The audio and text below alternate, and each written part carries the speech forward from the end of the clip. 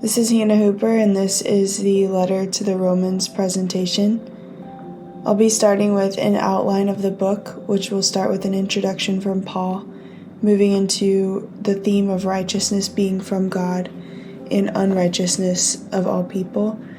It'll go down to righteousness being imputed through justification through Christ, which is received by faith. It'll compare Adam and Jesus. Through one man's sin came death, and through one man's righteousness came life. Then it'll go into baptism and that sacred symbol of new life. And then in chapter 7, it will cover what the point of the law is, which is the Torah. And this is the 613 commands from Moses on Sinai. Paul basically says that the Torah commands are good, but they're all broken. And we need Jesus in his covering to be able to fulfill them. Chapter 8 is God's purposes for a new creation and his liberation of all people. Chapter 9 retells the story of how God can bring good out of people's rejection, which talks about us being grafted in as Gentiles. It goes down to the unification of peace and love and how a community of peace between Jewish and non-Jewish people must learn to do life together through forgiveness of one another and living peaceably. Moving even further into chapter 14 and 15, it goes through specific disputes in the church and how love, grace, and forgiveness can heal those issues through Christ. And then in chapter 16, he covers some greetings.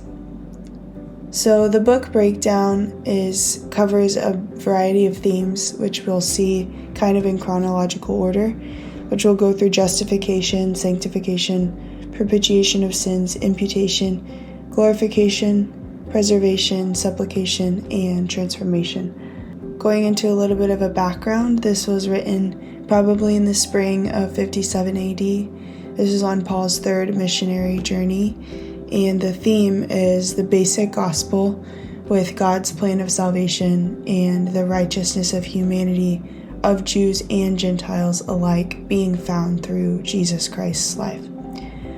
He wrote it probably while he was in Corinth to prepare them for his coming, and it covers a lot of contradictions between Jewish lifestyles and Gentiles' lifestyles at the time, and a lot of disputes that they probably had in living together. So that is things like circumcision, the dietary laws, more sacred days, and things like that. Going on to sharing the violation. We often refrain from sharing the violation in evangelism because we want to soften that blow and kind of make ourselves look nice and kind, and it's very uncomfortable to offend people in their sin. But we really only give half the gospel, which is God's goodness and mercy absent of the violation is not as good and not as merciful. So without knowledge of the violation, there is no mercy to be received. So the testimony that I thought of for myself was when I began studying the scriptures. I began for 3 months just committed to study it every day, and it took 2 months, a solid 2 months, for me to realize that I was pitted against God, that I was in complete opposition to God. And without that realization, I wouldn't have experienced the true freedom of surrendering my life to Jesus and following one master, not serving two masters. It reminded me of a quote that Dick Brogden said that stayed with me for a few years, that the love of God saves us from the wrath of God for the joy of God.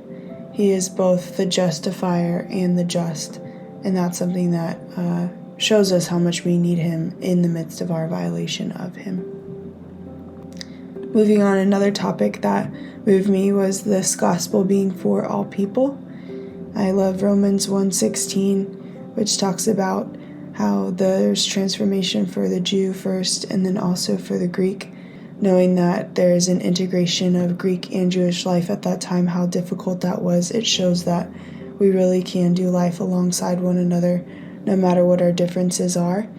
The rejection of the Jews being something that God redeemed for the redemption of the Gentiles, and now his kingdom being for all people, as he originally intended it to be. I know living in an unreached context, knowing that this gospel is for all people is kind of the foundation of a lot of the work that we do, and day-to-day life, going in and out of our houses and sharing our lives with people who are predominantly Buddhist, the confidence that we have that God has laid out this gospel for all people is what drives a lot of the missions work and the redemption of all people, the reconciliation, being ambassadors of reconciliation to reconcile people back to God, knowing that that is His heart's desire. Finally, we'll end with a reflection. These are just some questions that came up during the study that I wanted to challenge people with. But in what ways does this gospel for all people challenge you? And in what ways is the knowledge of the law insufficient to save us? So how is the knowledge of the law beneficial, but falls short in saving us, bringing us salvation?